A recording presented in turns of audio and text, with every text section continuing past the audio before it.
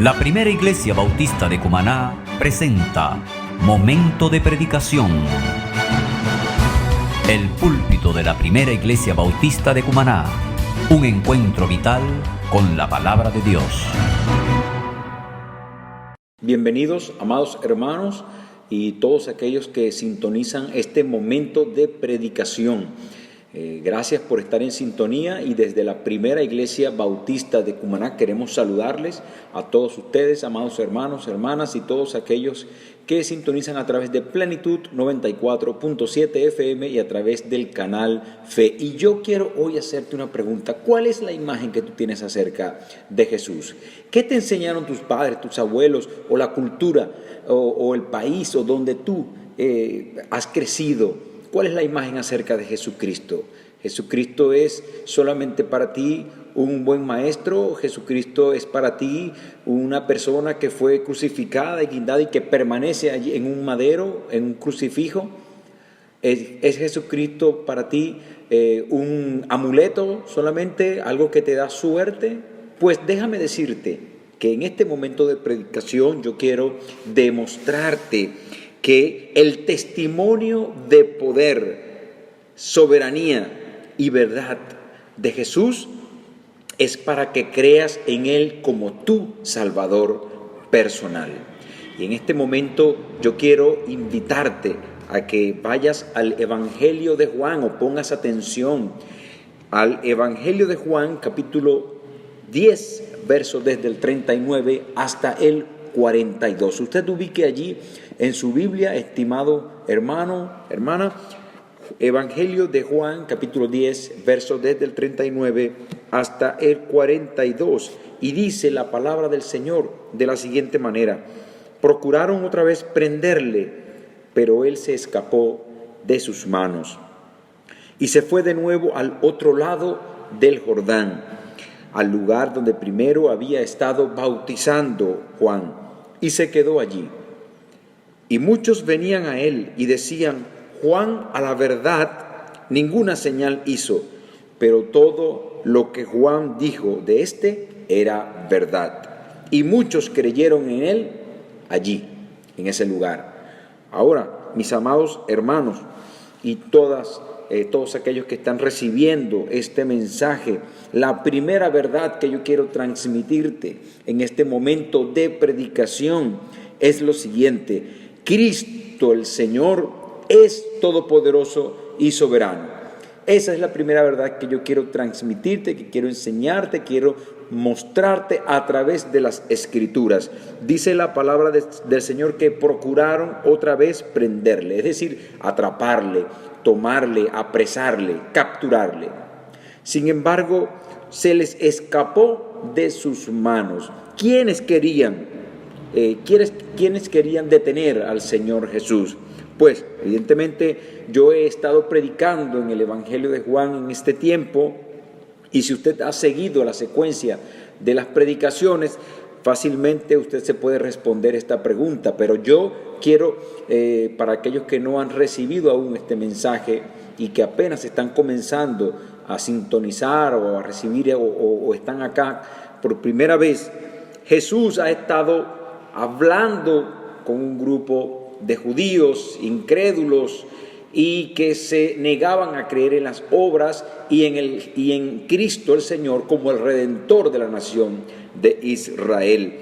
Y fue tanta la obra milagrosa, el poder, el esplendor de la gloria del Padre Celestial mostrada en su Hijo Jesucristo, que ellos comenzaron a sentir un profundo celo y comenzaron a molestarse de tal manera que veían en el pueblo esa empatía con Jesús, que el Señor Jesús estaba llegando a las masas con esa misericordia, con ese amor.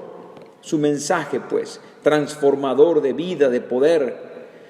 El Señor mismo se había hecho carne en Jesús de Nazaret para llegar a las personas y hablarles acerca de su amor, de su paz y de su salvación.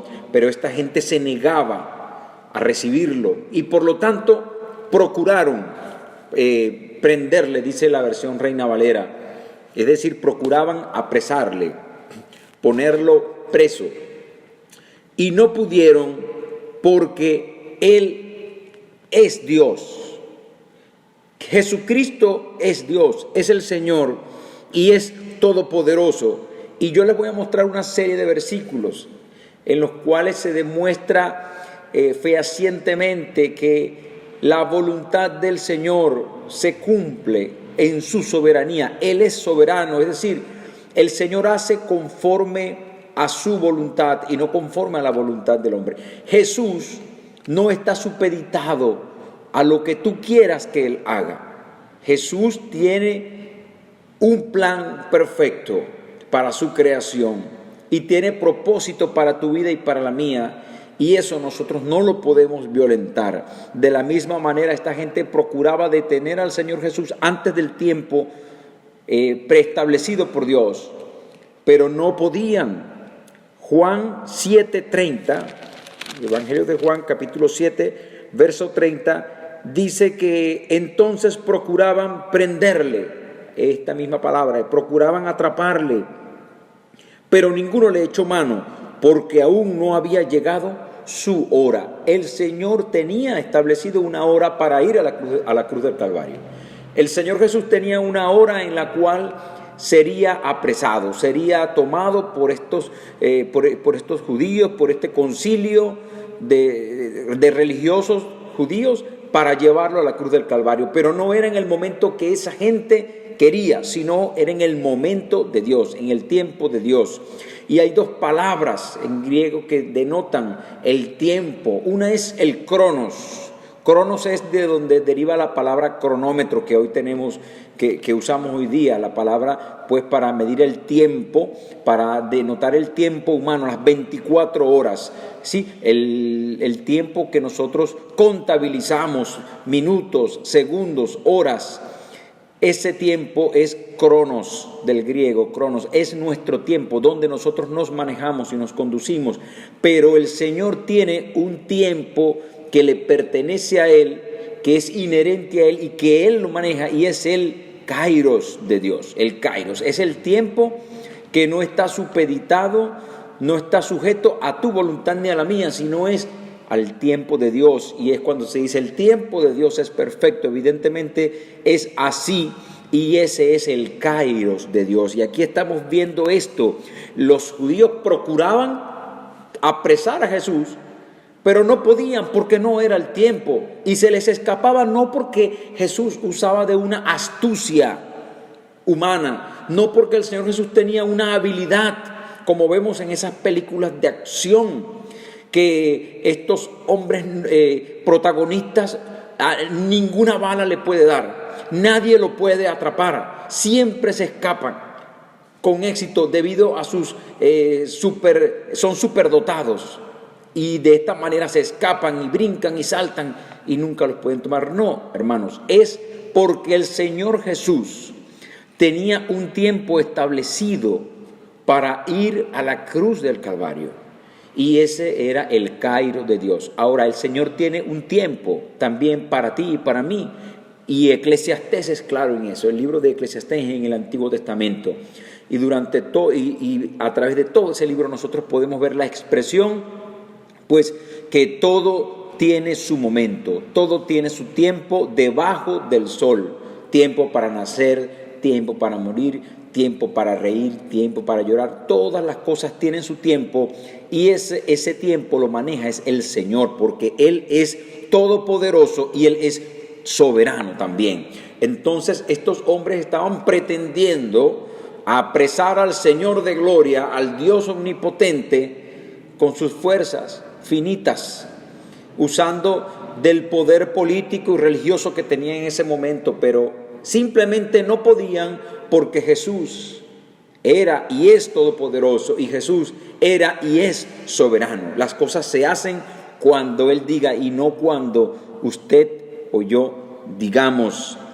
Juan 10, 17 y 18 dice de la siguiente manera el Señor Jesús: por eso me ama el Padre, porque yo pongo mi vida para volverla a tomar. Nadie me la quita, ponga oído a esta expresión de nuestro Señor Jesús, a esta afirmación.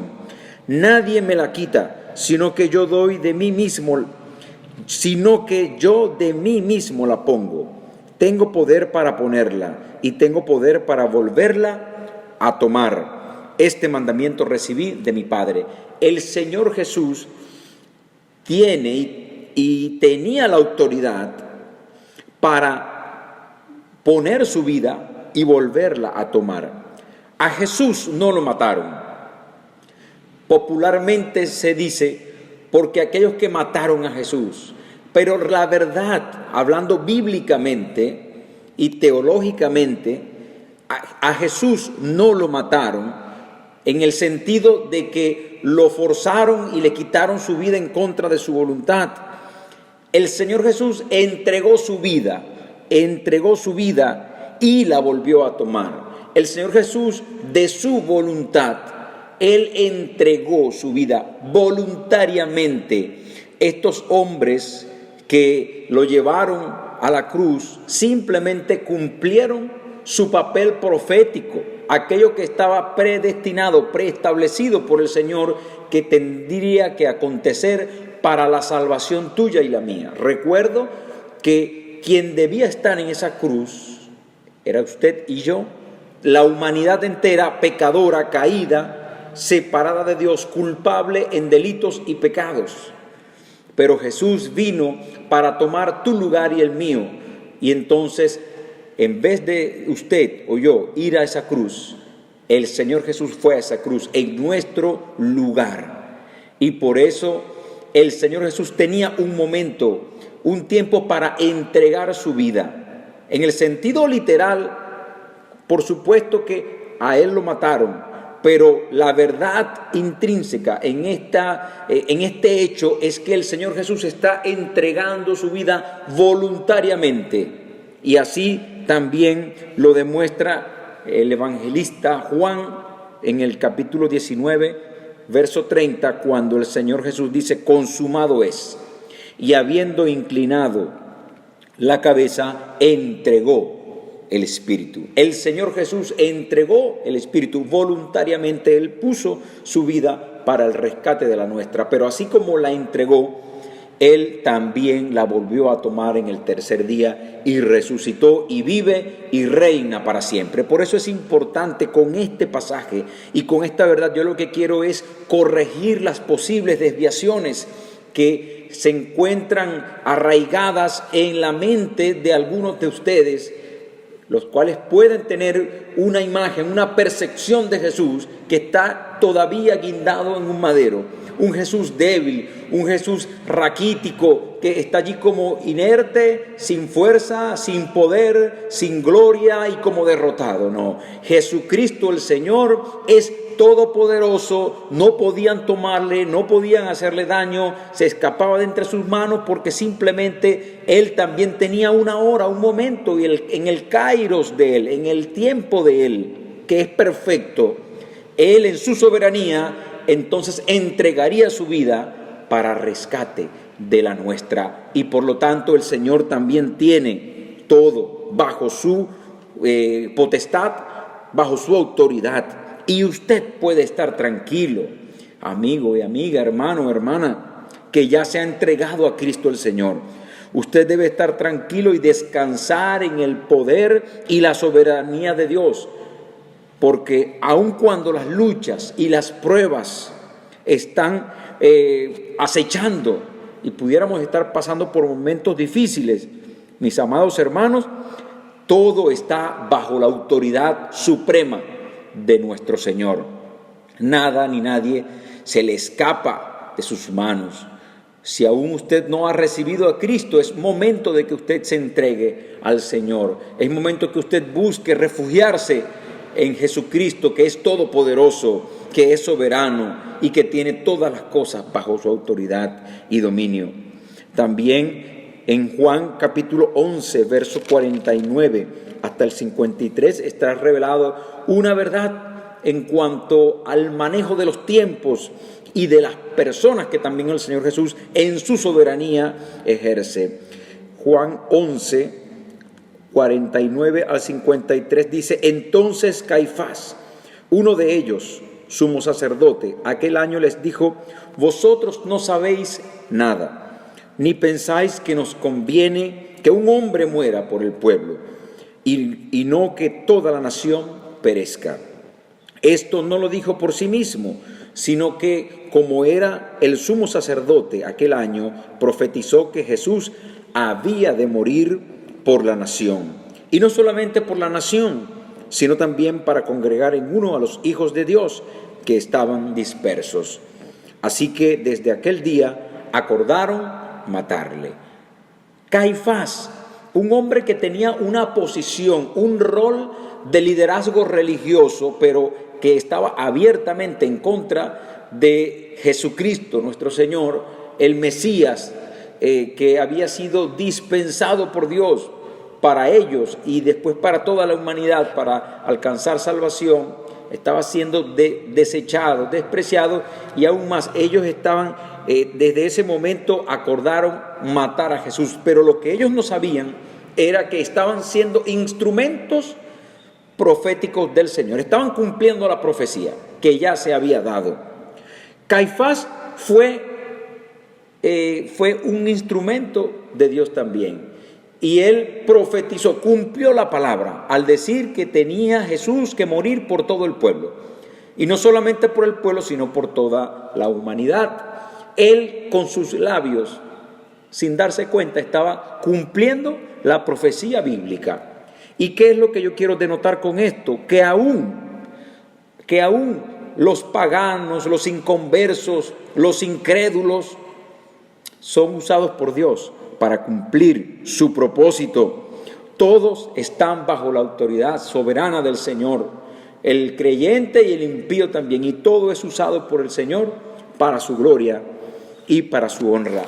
Permítanme leerle un pasaje en Filipenses capítulo 2, verso 9 hasta el 11, que dice de la siguiente manera: por lo cual Dios también le exaltó hasta lo sumo y le dio un nombre que es sobre todo nombre, para que en el nombre de Jesús se doble toda rodilla de los que están en los cielos y en la tierra y debajo de la tierra, y toda lengua confiese que Jesucristo es el Señor, para gloria de Dios Padre. Mire, mi estimado hermano y hermana, para que en el nombre de Jesús se doble toda rodilla. Nuestro Señor Jesucristo es digno de recibir gloria y honra, y toda rodilla, toda lengua confesará que Jesucristo es el Señor. Nuestro Señor Jesús es todopoderoso, tiene la autoridad, tiene el poder, porque Él es soberano. Soberano implica que Él hace como Él quiere. Mateo capítulo 8, verso 23, también nos enseña en cuanto a la autoridad, al poder, al señorío que Jesús ejerce, que Jesús tiene, porque Él es Dios. Mateo 8, 23 al 27 dice de la siguiente manera: y cuando entrando él en la barca, sus discípulos le siguieron. He aquí que se levantó en el mar una tempestad tan grande que las olas cubrían la barca, pero él dormía.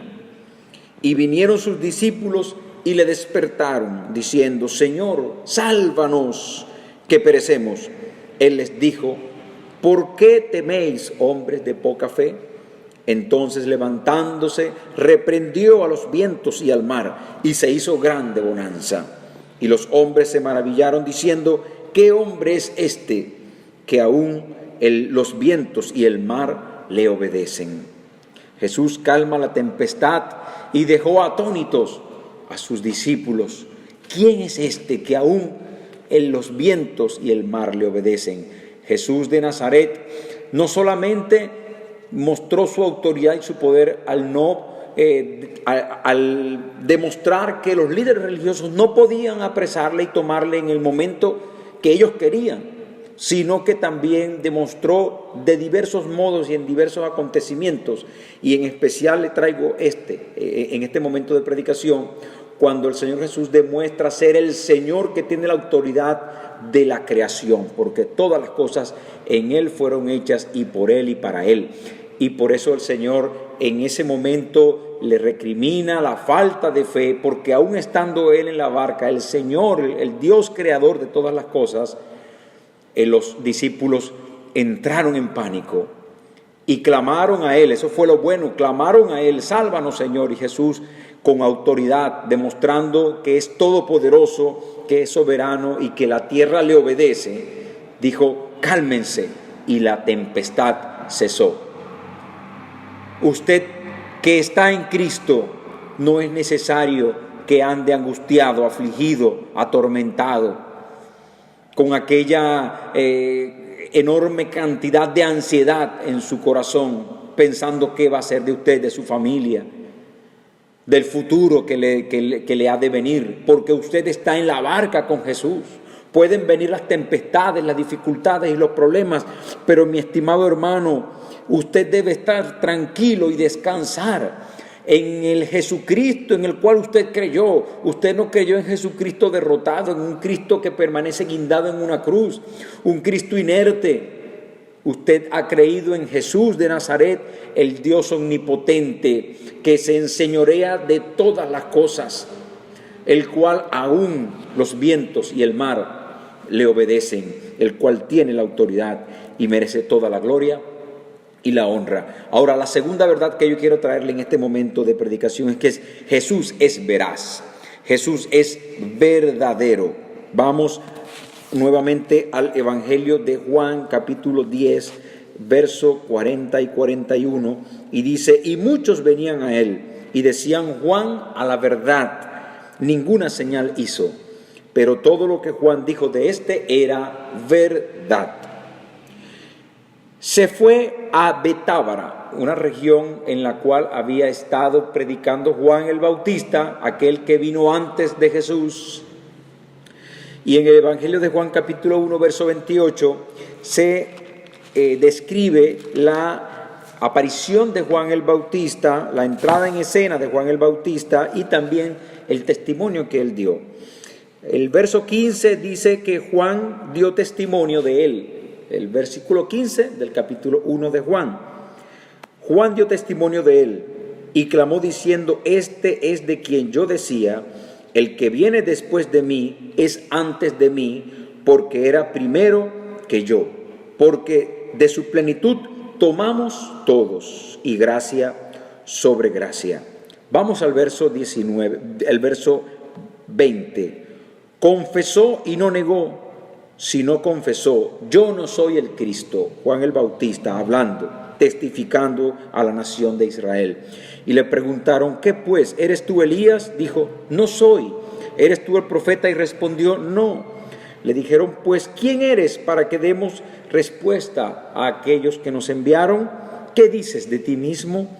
Dijo: yo soy la voz de uno que clama en el desierto: enderezad el camino del Señor, como dijo el profeta Isaías. Juan el Bautista vino para anunciar la entrada en escena, la llegada del Mesías, de Jesús de Nazaret. Y dijo: arrepiéntanse y entréguense a Él. Yo no soy el Cristo. El que viene delante de mí es mayor que yo y es primero que yo. Y dijo: enderecen su camino, así como dijo el profeta Isaías. La predicación de Juan el Bautista se caracterizó por ser una predicación que no fue acompañada por señales portentosas, milagrosas, hechos espectaculares, sino que él predicó así tal cual como usted está escuchando: arrepentidos y convertidos, porque el reino de los cielos se ha acercado. Esa fue su predicación, sencilla pero contundente. Ninguna señal hizo, pero todo lo que Juan el Bautista dijo de Jesús era verdad. El pueblo pudo constatar que la predicación de Juan el Bautista fue verdad en la persona de Jesús. Se cumplió en la persona de Jesús. Pero yo quiero hacer un énfasis en el asunto de las señales, porque algunos hoy día enfatizan en que es obligatorio las señales para poder predicar el Evangelio y para que las personas se conviertan. El asunto de las señales en Marcos 16, 17 se deja, es un pasaje que a muchos los hace pensar. Marcos 16, 17 y 18, y el Señor Jesús, cuando resucita y entonces se le presenta a los discípulos en cuerpo pues ya glorificado, estando allí presente, resucitado, ellos caen en pánico y el Señor Jesús le recrimina la dureza de su corazón y le reprochó su incredulidad y les dijo: vayan y prediquen el Evangelio a toda criatura. Y entonces dice: el que creyere y fuere bautizado será salvo, mas el que no creyere será condenado. Aquí viene el verso en cuestión: y estas señales seguirán a los que creen. En mi nombre echarán fuera demonios, hablarán nuevas lenguas, tomarán en las manos serpientes, y si bebieren cosa mortífera no les hará daño. Sobre los enfermos pondrán sus manos y sanarán.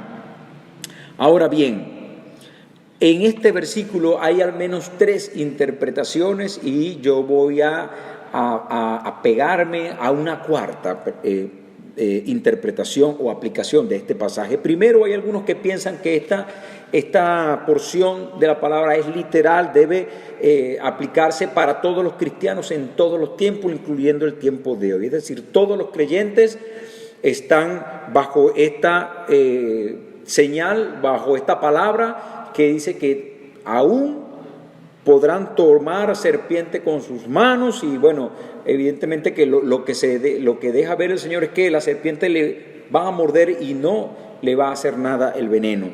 Tomarán también cosas mortíferas, es decir, venenos, y no les va a ocasionar ningún daño. Sobre los enfermos pondrán sus manos y sanarán.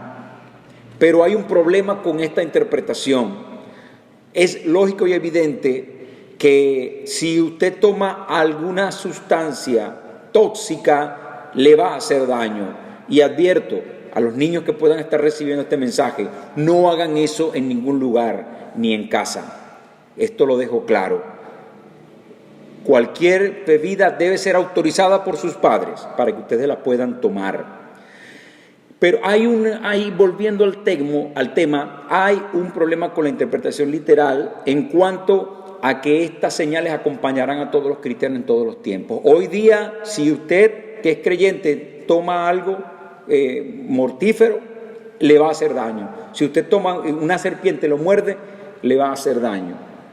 Entonces, y hemos visto en la historia de que no ha sido así, que cristianos han sido intoxicados y por lo tanto esta palabra o esta interpretación, mejor dicho, porque hay que ser consistente en la interpretación de la palabra del Señor, pues tiene un gran problema para los cristianos de hoy, porque no todos están, y también cuando se ora por todos los enfermos, no todos los enfermos se sanan. De hecho, cuando vienen las pandemias y vienen las grandes enfermedades en masas, ¿dónde están aquellos que hacen esas grandes campañas de sanidades que sanan a todos? ¿Dónde están? ¿Por qué no van al hospital, a la emergencia, para que todas las personas se sanan? Vemos que la realidad es que no es así. El Señor es soberano, el Señor hace con la vida nuestra como Él quiere.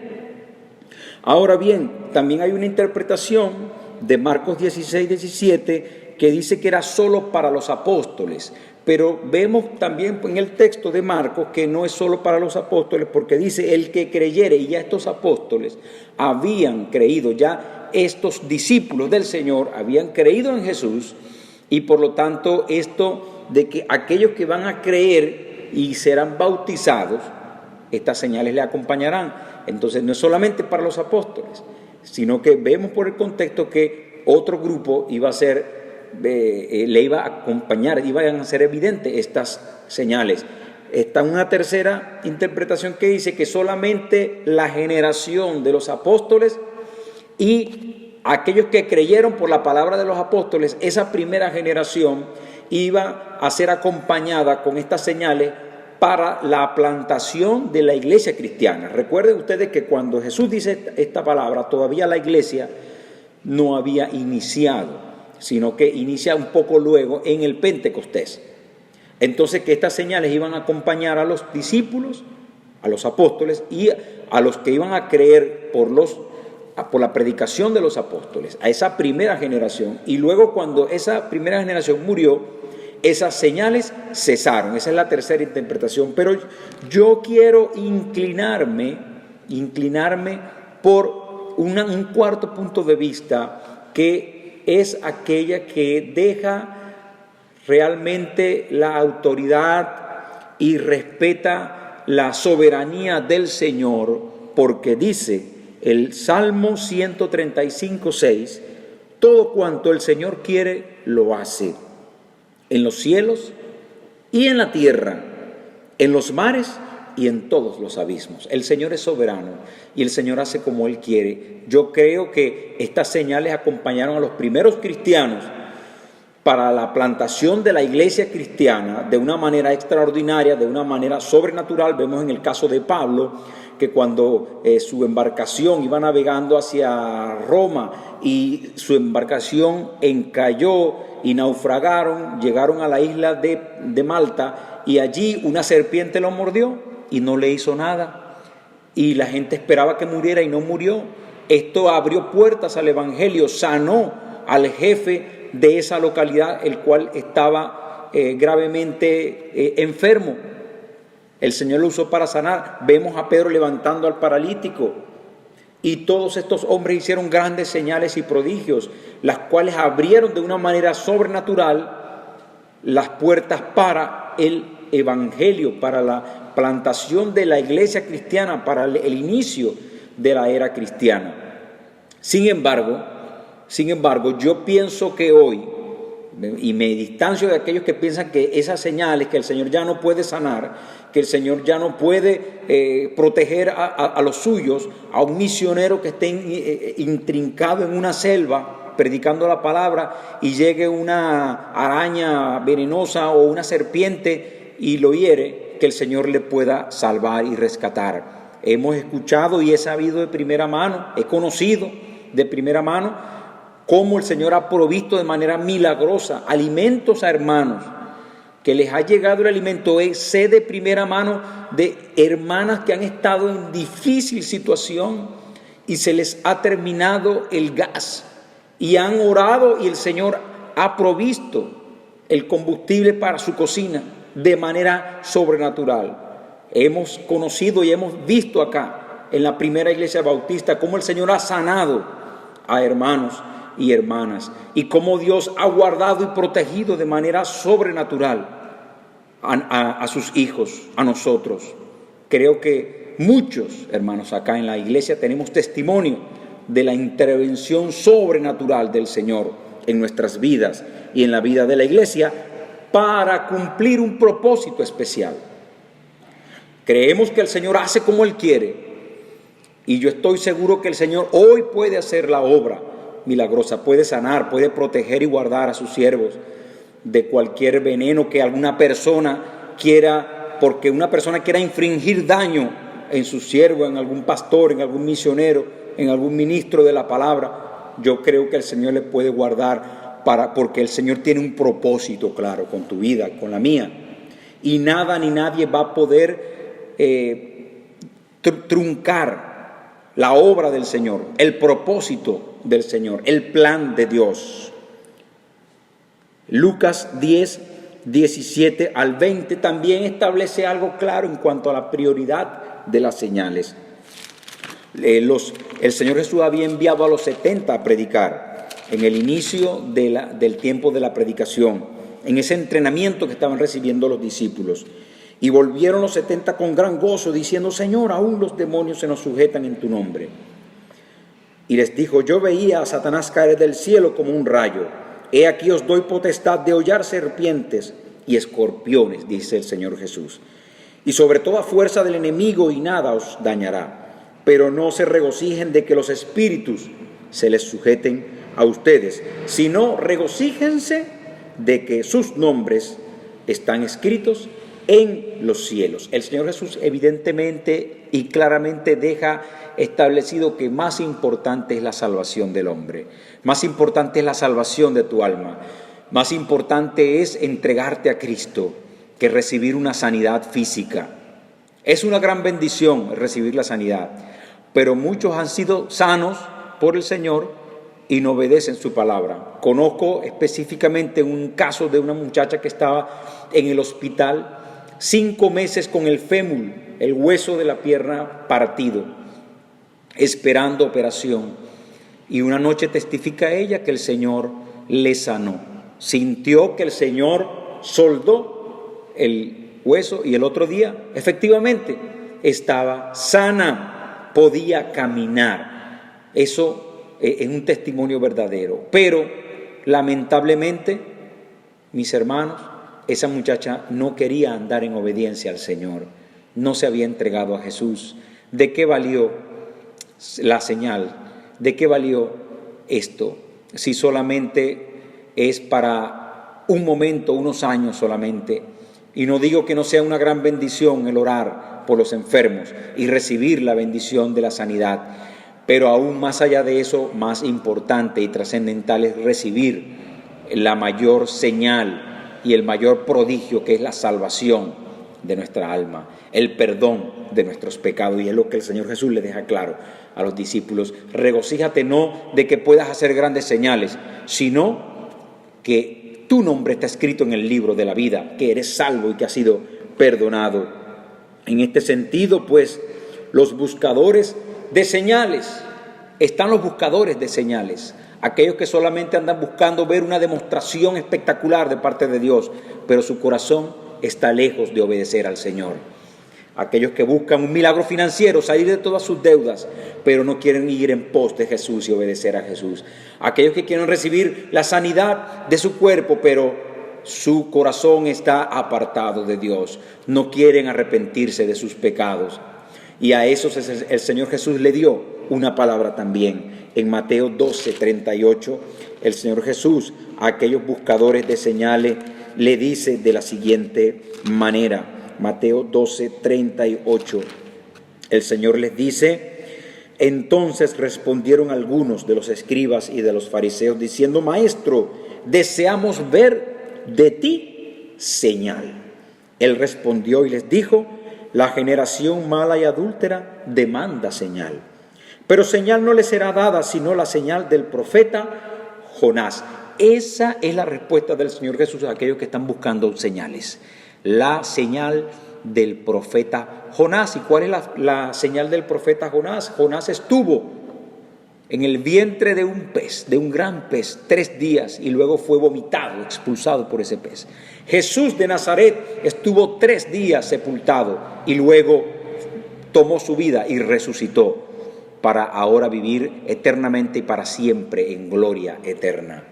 Mis estimados hermanos, nosotros hemos creído en un Señor que es todopoderoso, que es soberano y que es veraz en su testimonio para recibir perdón y vida eterna.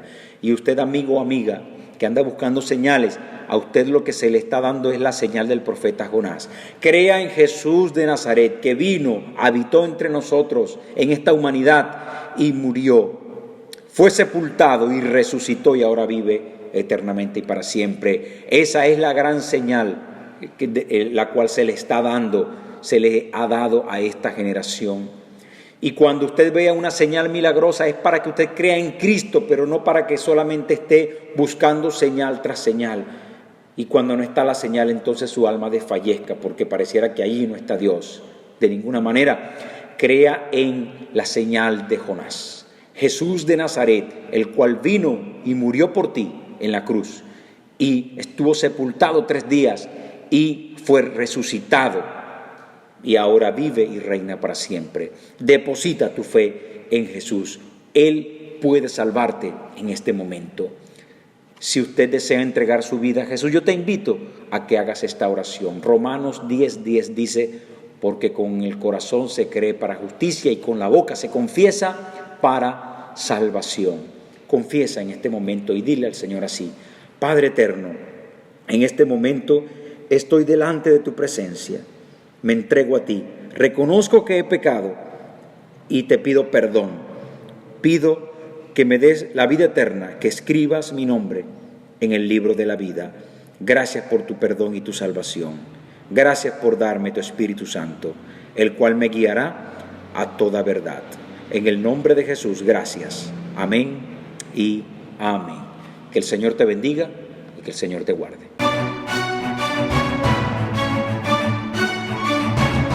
La Primera Iglesia Bautista de Cumaná presentó